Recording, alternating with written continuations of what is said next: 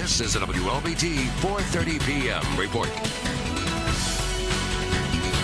Stephanie Belflint joins us now, and today we're talking about heart health. If you have questions, please send them to the doctors at WLBT.net. That's right. It's been Go Red for Women all month long, so we've had cardiologists on all month long, and we're closing out today with Dr. James Warnock with Jackson Heart Clinic. Thank you so much for joining us. Thanks for being here. You treat, I ask you what is the most common thing you treat, and you say it's heart failure. Correct. Why so, you think?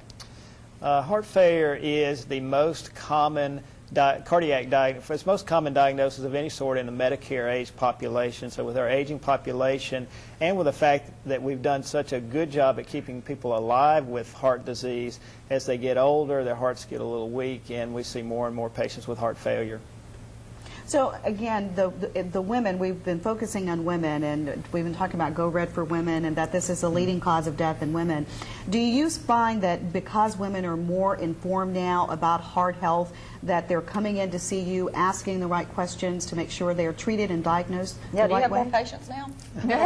I think we do. We have, traditionally, women have actually always been the ones who are more likely to come to the doctor, but clearly they are much more likely to ask about heart problems, and they're much more likely to be concerned that that's part of the reason why they're having their symptoms. Well, when we're talking about, or what we're encouraging women to do, is to actually go get their heart checked. So walk me through step 1, 2, and 3 as to when you give your primary care physician or your local cardiologist a call and you say, I need you to check out my heart. What are you going to do? What kind of tests are you going to run? The most important thing that you do for somebody is to talk to them. So you start off by asking them questions. Are you short of breath? Are you having chest discomfort? Are you having a racing of your heart? Just the general questions of symptoms that you would have with heart disease. After that, you pull out your stethoscope. We still use that these days, and so you're able to listen for heart murmurs and check blood pressure and do those type of things, listen to lungs.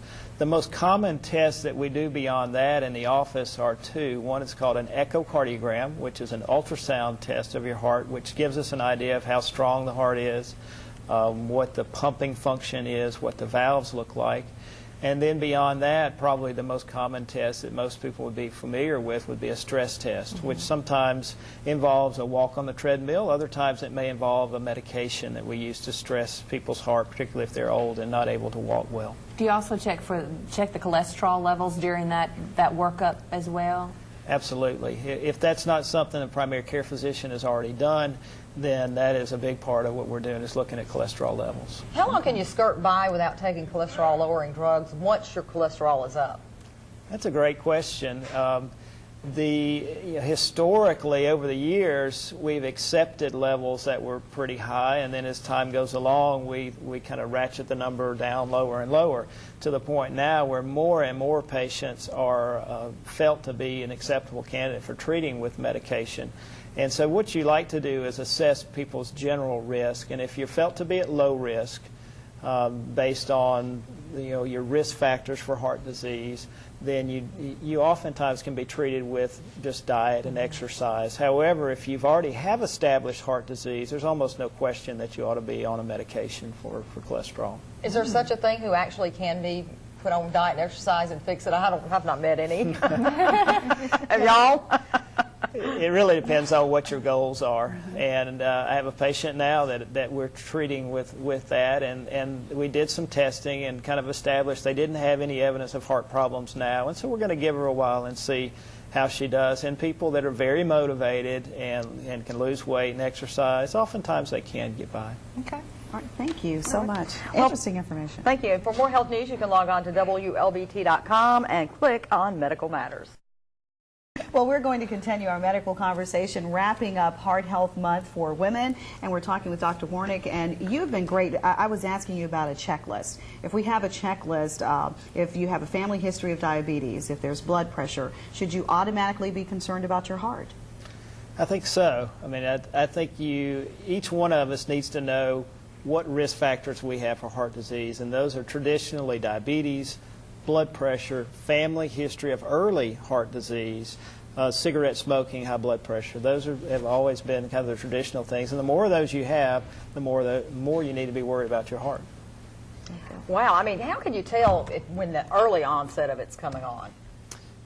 There's a couple of different ways to answer that question. One is, are there ways to look for heart disease before you have symptoms? And there definitely are.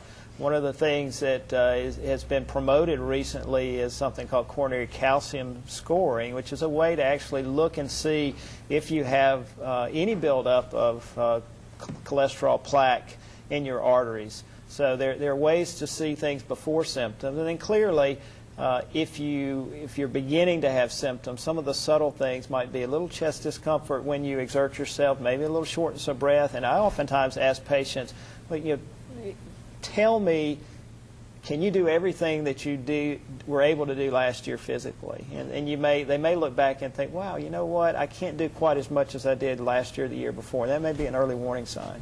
Wow.